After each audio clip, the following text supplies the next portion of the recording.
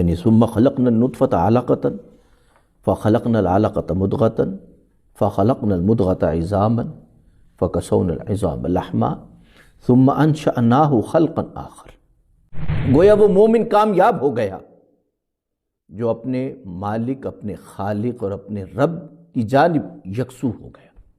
یعنی مومن جو ہے اس کی عزت خانہ کعبہ کی حرمت سے بھی زیادہ ہے۔ وہ کہتے ہیں کعبہ کس منہ سے جاؤ گے غالب، شرم تم کو مگر نہیں آتی۔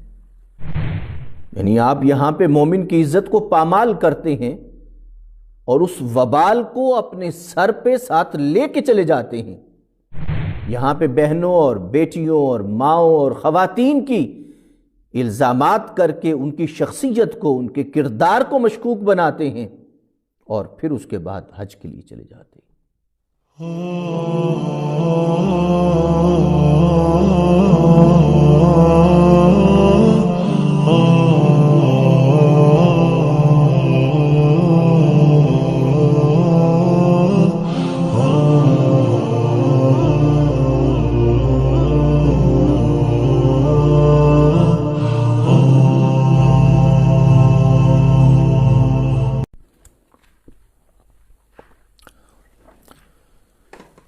اعوذ باللہ من الشیطان الرجیم، بسم اللہ الرحمن الرحیم۔ معزز محترم خواتین و حضرات، عزیزم سامعین سامعات،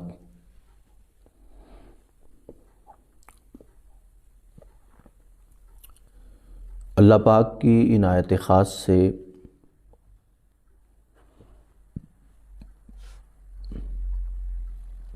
ہم نے آج تراویح میں تلاوت قرآن مجید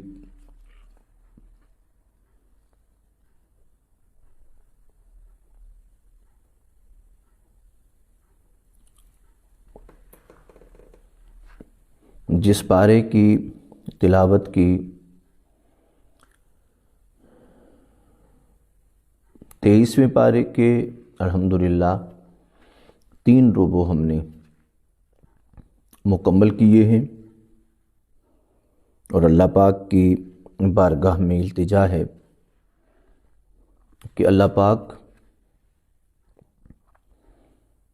اپنے خاص کرم سے اور اس کائنات کے عظیم انسان، عظیم شخصیت حضرت محمد مصطفیٰ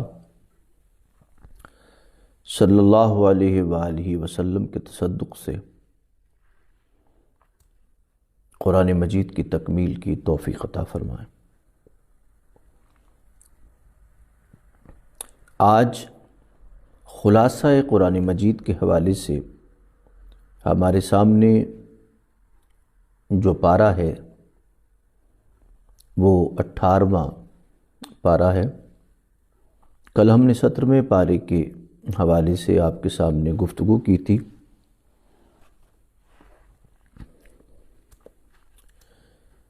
آج کا پارہ ہمارے سامنے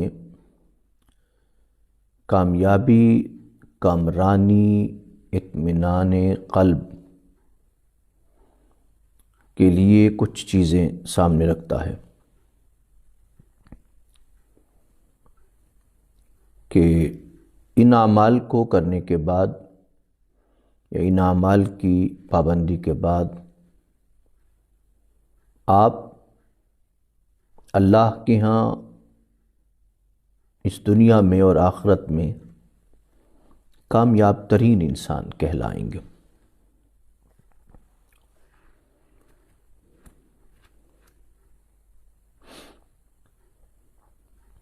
کچھ حصہ سورۃ المومنون کا ہے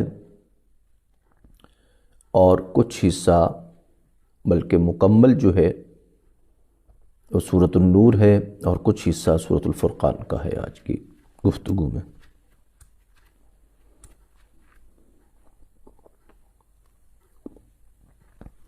آج کے بارے میں دراصل مومن کی معاشرتی اعتبار سے زندگی کو معاشی اعتبار سے یعنی زندگی کو ڈسکس کیا گیا ہے، اور کون سی چیزیں ہیں، کون سے باتیں ہیں، کون سے امور ہیں جنہیں مومن کو کرنا ہے، اور کون سی باتیں ہیں جن سے مومن کو رک جانا ہے۔ اب کرنا کیا ہے؟ قرآن مجید فرماتا ہے کہ اگر یہ چیزیں کر لی جائیں تو کامیاب ترین انسان ہے، اور کچھ چیزیں ایسی ہیں کہ جو اجتماعی اعتبار سے جو سماج میں بے راہروی پھیلتی ہے، بے اعتمادی پھیلتی ہے، زیادتی پھیلتی ہے، اور جو باہمی نفرت و عداوت جو ہے وہ پھیلتی ہے، اسے دراصل جو ہے روکنے کے لیے کچھ باتیں قرآن مجید نے بیان کی ہیں۔ اب دیکھیے، قرآن مجید نے کامیابی کے لیے ضمانت دی ہے، اور یہ ضمانت دراصل رب کی ضمانت ہے، اس لیے کہ قرآن مجید اسی سورہ پاک میں فرماتا ہے کہ انسان کو ہم نے بنایا ہے۔ کیسے کیسے بنایا ہے، کن کن مراحل سے بنایا ہے، کس طرح وہ مختلف مراحل سے گزرتا ہوا انسان اس شکل میں آیا ہے۔ یعنی ثم خلقنا النطفة علقة فخلقنا العلقة مضغة فخلقنا المضغة عظاما فكسونا العظام لحما ثم انشأناه خلقا آخر۔ یعنی ہم نے انسان کو اس مراحل سے گزار کر ہم نے اگر اسے بنایا ہے اور ان مراحل کو بنایا ہے، یقینی بات ہے کہ جس خالق نے بنایا ہے وہی خالق یہ بتا سکتا ہے کہ یہ پرسنالٹی، یہ شخصیت، یہ خوبصورت انسان، یہ پیارا انسان جو ہے، جسے اللہ پاک نے بنانے کے بعد فتبارک اللہ فرمایا کہ اللہ کتنا برکت والا ہے، احسن الخالق، اور کتنی حسین ترین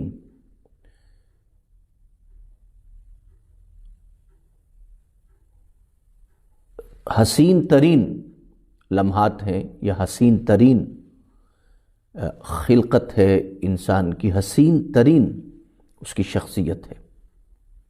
یعنی یہ جو بات ہے قرآن مجید فرما رہا ہے، وہ حسین ترین مخلوق جسے اللہ حسین ترین کہتا ہے، خوبصورت ترین کہتا ہے، اس کے لیے کیا پروگرام ہے تاکہ وہ کامیاب ہو سکے، کامیابی اور کامرانی اس کا مقدر ٹھہرے۔ آپ دیکھ لیجئے کہ ہمیشہ جب بھی کوئی آج کل دور جدید میں جو بھی چیز آپ خریدتے ہیں اس کے ساتھ اس کی پروگرامنگ بھی ہوتی ہے، تو گویا یہ سمجھیے کہ اللہ پاک نے انسان کی تخلیق کے ساتھ اس کی پروگرامنگ کو بھی رکھا، یعنی پروگرامنگ کو رکھا۔ اب آپ دیکھیے قرآن کہتا ہے کیا؟ یقیناً مومن جو ہیں وہ کامیاب ہو گئے، کس بات سے؟ جو اپنی نمازوں میں خشوع کرتے ہیں۔ یعنی خشوع کا مطلب اگر آپ سادہ لفظوں میں کریں تو یکسو ہوتے ہیں، یعنی دراصل وہ خدا کی وصل سے، خدا کے ملاپ سے، خدا کے تعلق میں یکسو ہوتے ہیں، یعنی ہزاروں تعلق کے باوجود خدا کے تعلق میں وہ یکسو ہیں۔ یہ بہت مشکل ہے لیکن بہت آسان بھی ہے۔ بہت مشکل اس لیے ہے کہ جو شخص یکسو نہیں ہے اس کے لیے بہت مشکل ہے، اور جو یکسو ہے اس کے لیے بہت آسان ہے۔ یعنی جو خدا کی جانب یکسو ہے اسے کوئی رشتہ بھی اس کی یکسوئی کو نہیں توڑ سکتا۔ یعنی سب سے پہلی چیز انسان کا اپنے رب کی جانب یکسو ہونا۔ آپ خشوع کا معنی یکسو، آپ جو مرضی کرتے رہیں۔ آپ یوں سمجھیے اس بات کو کہ دن بھر آپ کام کریں، دن بھر آپ مصروف رہیں، دن بھر آپ مختلف کام کاج میں رہیں، لیکن آپ کا ذہن پھر بھی گھر کی جانب، بچوں کی جانب اٹکا رہتا ہے۔ یعنی آپ جو مرضی کر لیں شام تک، مگر آپ کا ذہن اپنے گھر کی جانب یکسو ہے۔ آپ کما رہے ہیں، آپ محنت کر رہے ہیں، آپ جان کھپا رہے ہیں، مگر آپ یکسو ہیں۔ آپ کو پتہ ہے جو میں کر رہا ہوں یہ کمائی مجھے گھر میں دینی ہے۔ یہ ہے اصل یکسوئی جو میری اور آپ کی طاقت ہے۔ گویا وہ مومن کامیاب ہو گیا جو اپنے مالک، اپنے خالق اور اپنے رب کی جانب یکسو ہو گیا۔ یہ پہلا پوائنٹ کامیابی کا۔ والذین هم عن اللغو معرضون، دوسری بات یعنی بے مقصد لغو باتوں سے دامن بچا گیا۔ جس نے یہ کام کر لیا، بے مقصد باتوں سے خود کو بچا لیا، اپنے دامن کو بچا لیا، تو وہ شخص بھی کامیاب ہو گیا، یعنی خدا کی جانب یکسو ہو گیا، خدا کی جانب یکسو ہو گیا اور بیہودہ بے مقصد لغو باتوں سے دامن کو بچا گیا، کامیاب ہو گیا۔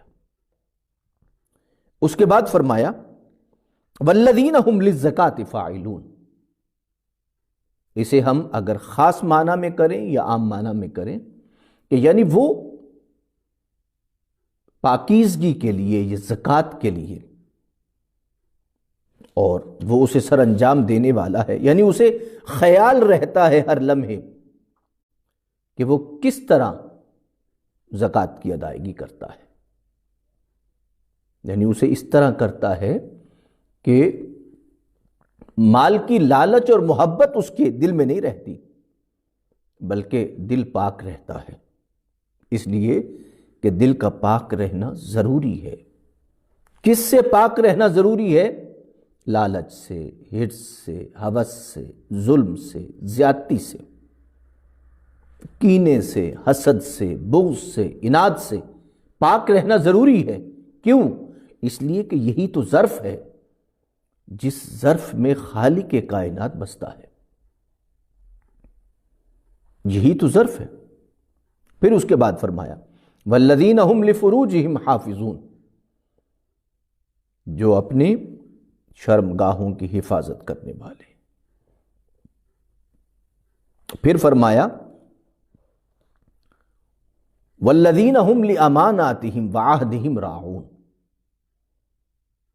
یعنی وہ کامیاب ہو گئے۔ اب یہ پیچھے آپ چلتے جائیں، سب کے ساتھ لگا دیں، قد افلح المومنون، مومن کامیاب ہو گئے، اور وہ بھی مومن کامیاب ہو گئے والذین هم لاماناتہم وعہدہم راعون، جو اپنی امانتوں اور اپنے وعدوں کا خیال رکھتے ہیں۔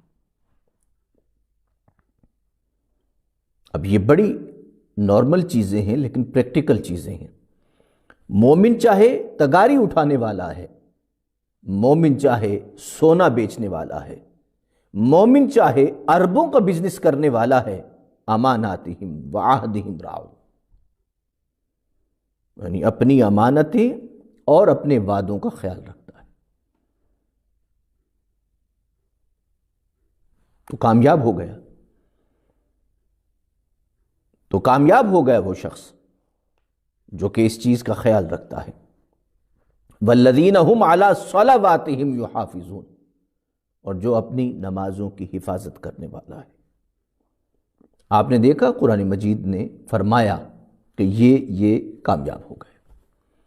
اب اگر ہم اس کو تھوڑا سا چینج کریں اگر بات کو، تو ہم یوں کہہ سکتے ہیں، ہم اس طرف سے چلتے ہیں کہ وہ ناکام ہو گیا جو اپنی صلوات کا، اپنی نماز کا خیال نہ رکھ سکا، ناکام ہو گیا۔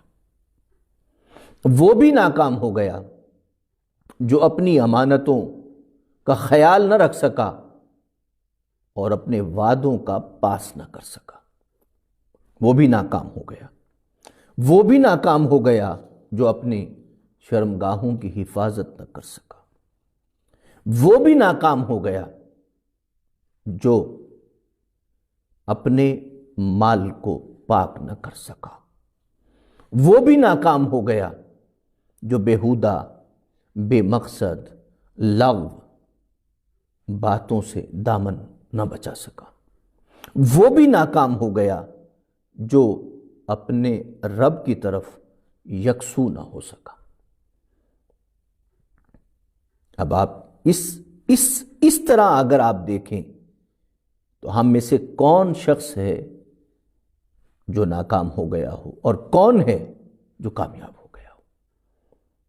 اگر ہم اس کو یوں کر لیں، پرسنٹیج بنا لیں ہم اگر، تو ہم دیکھیں کہ ہم نے ان باتوں میں سے کتنی باتوں پہ عمل کیا ہے یا عمل کر رہے ہیں، تو گویا ہم کتنے فیصد ہم کامیاب لوگ ہیں، کتنے پرسنٹ ہیں کہ ہم کامیاب ہیں۔ ان پوائنٹ کو پرسنٹیج میں تبدیل کر لیں اور پھر دیکھ لیں کہ آپ کتنی کامیاب لائف اللہ اور اس کے رسول کے نزدیک گزار رہے ہیں۔ اب آپ دیکھیے، رسالت مآب صلی اللہ علیہ وسلم نے مومن کی عزت کو خانہ کعبہ کی عزت سے اور وہاں پہ ہونے والے تمام امور سے زیادہ عزت والا قرار دیا ہے۔ یعنی مومن جو ہے اس کی عزت خانہ کعبہ کی حرمت سے بھی زیادہ ہے۔ مجھے حیرت ہوتی ہے ان لوگوں پر جو عمرہ بھی کرتے ہیں اور حج بھی کرتے ہیں، لیکن جانے سے پہلے وہ یا اپنے کردار کے اعتبار سے، اپنے اقوال کے اعتبار سے وہ انسانوں کی بے حرمتی کرتے رہتے ہیں، اور پھر عمرہ کے لیے خانہ کعبہ چلے جاتے ہیں یا حج کے لیے خانہ کعبہ چلے جاتے ہیں۔ یعنی وہ خانہ کعبہ کہ جسے رسول اللہ نے مومن کی حرمت جو ہے اس سے زیادہ بتائی ہے، مومن کی عزت اس سے زیادہ بتائی ہے، تو ہم مومن کی عزت پامال کر کر، انسان کی عزت سے، اس کے وقار سے، اس کی شخصیت سے کھلواڑ کر کے عمرہ کے لیے چلے جاتے ہیں۔ یعنی ہم کھلواڑ کرتے ہیں، ہم مذاق کرتے ہیں مومن کی عزت کے ساتھ، اس کی شخصیت کے ساتھ، اس کے رشتوں کے ساتھ کھلواڑ کر کے، مذاق کر کے ہم عمرہ کے لیے چلے جاتے ہیں۔ یہ کیسی بات ہے کہ آپ انسانوں کے ساتھ تو کھلواڑ کر رہے ہیں، مومنوں کے ساتھ تو کھیل کر رہے ہیں، اور آپ نے وہ مومن جس کی عزت و حرمت خانہ کعبہ سے زیادہ ہے، جب آپ اس کو کھیل بنا کے جائیں گے تو خانہ کعبہ میں جا کے اگر آپ اس کی چھت پہ بھی کھڑے ہو جائیں اور وہاں پر بھی دعا مانگے تو کیسے قبول ہوگی؟ قرآن مجید اس لیے فرماتا ہے، قرآن مجید بڑے نازک اور حساس انداز میں فرماتا ہے کہ جو شخص کسی مومن چونکہ خواتین پہ زیادہ الزامات کی بچھاڑ ہوتی ہے کردار کے اعتبار سے، چونکہ وہ نازک پہلو ہوتا ہے، قرآن مجید نے اس کو ہی بیان کیا ہے، اگرچہ یہ دونوں کے لیے ہے۔ یعنی اگر کوئی الزام لگاتا ہے مومن مرد پر یا مومن عورتوں پر، اور خاص طور پہ قرآن مجید نے مومن عورتوں کے حوالے سے فرمایا ہے، اور پھر 4 گواہ نہیں لا سکتا تو قرآن کہتا ہے اسے 80 کوڑے مارے۔ یعنی یہ ہے حرمت و عزت کے تحفظ کی ایک مثال۔ ہمارے معاشرے میں جو چاہتا ہے، جس پہ چاہتا ہے، جیسے چاہتا ہے الزام لگا دیتا ہے۔ اب دیکھیے، اگر وہ 4 گواہ نہیں لا سکتا، اگر وہ نہیں لا سکتا تو قرآن کہتا ہے کہ اسے 80 کوڑے مارے جائیں، اور وہ بھی اس وقت جب علاقے میں بہت سے لوگ اسے دیکھنے والے ہوں۔ یعنی یہ سزا اس وقت دی جائے جب بہت سے لوگ موجود ہوں۔ ہم یہاں پر بہنوں، بیٹیوں، ماؤں اور خواتین کی حرمت سے کھیلنے کے بعد ان پہ الزامات لگا کے، ان کے کردار کو مشکوک کر کے، ان کی شخصیت کو مشکوک کر کے، ان کی عزت و حرمت کو مشکوک کر کے ہم عمرہ اور حج پہ چلے جاتے ہیں۔ یعنی یہ کیا طریقہ ہے؟ کس وہ کہتے ہیں کعبہ کس منہ سے جاؤ گے غالب، شرم تم کو مگر نہیں آتی۔ یعنی آپ یہاں پہ مومن کی عزت کو پامال کرتے ہیں اور اس وبال کو اپنے سر پہ ساتھ لے کے چلے جاتے ہیں۔ یہاں پہ بہنوں اور بیٹیوں اور ماؤں اور خواتین کی الزامات کر کے ان کی شخصیت کو، ان کے کردار کو مشکوک بناتے ہیں، اور پھر اس کے بعد حج کے لیے چلے جاتے ہیں۔ قرآن مجید کیا صورت فرماتا ہے، اس کے بعد کیا آپ سوچتے ہیں، یا کیا ہم سوچتے ہیں، یا ہمارا سماج کیا سوچتا ہے کہ اس مزاج کے لوگ جو ہیں جب عمرہ اور حج کے لیے جائیں گے تو انجام کیا ہوگا؟ پھر وہ چاہے خانہ کعبہ کو سر کے اوپر رکھ کے بھی دعا مانگے، کیسے قبول ہوگی؟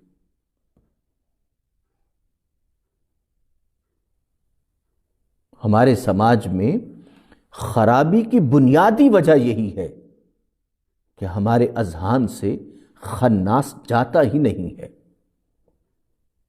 ہمارے اذہان سے الزام بازی کا، کردار کشی کا، کریکٹر اسیسینیشن کا جو کیڑا ہے، جو خناس ہے، جو گندگی ہے اور غلاظت ہے، ہمارے ذہنوں سے نکلتی نہیں ہے۔ ہمارا ذہن عجیب سا ہے، وہ ذہن کہ جس میں خدا اور رسول نے برکت رکھی ہے، کلمے کی، قرآن کے مطالعے کی برکت رکھی ہے،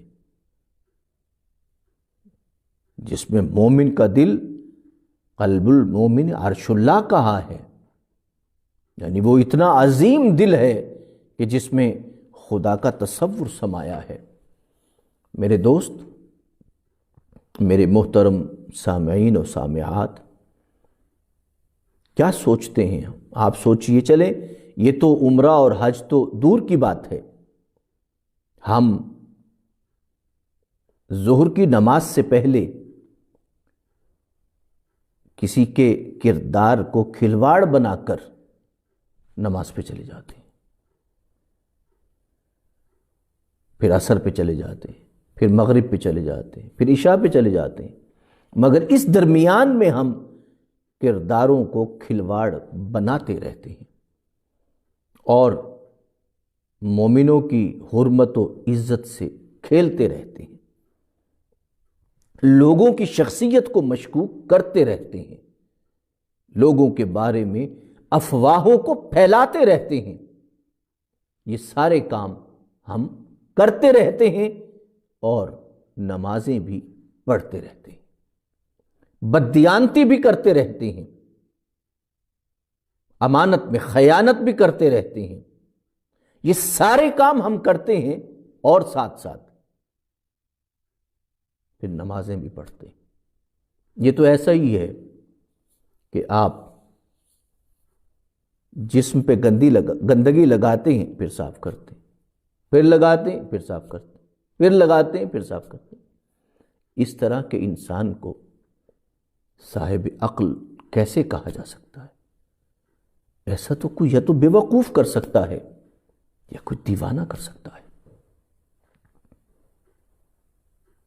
تو قرآن مجید اس حوالے سے ہمیں یہ بتاتا ہے، اور پھر یہ ہے کہ ہمیں گھر کے کچھ آداب بتاتا ہے، گھر کی زندگی کے کچھ آداب بتاتا ہے، اور بالخصوص رشتوں کے حوالے سے کہ جس میں چچا ہیں، چچی ہیں، ماموں ہیں، ممانی ہیں، خالو ہیں، خالہ ہیں، جس سے ہمارے آبا ہیں، بڑے ہیں، ہمارا ددیال ہے، ہمارا ننیال ہے، ان رشتوں کے حوالے سے قرآن انہیں ڈسکس کرتا ہے، اور وہاں پہ دراصل یہ بتاتا ہے کہ ان دونوں جب خاندان ایک بنتا ہے تو دونوں میں مروت بھی ہو، اخلاق بھی ہو، رواداری بھی ہو، ایک دوسرے کے ساتھ چلنے کا حوصلہ بھی ہو، عزت و حرمت کا خیال بھی رکھیں۔ یہ ساری باتیں قرآن کہتا ہے۔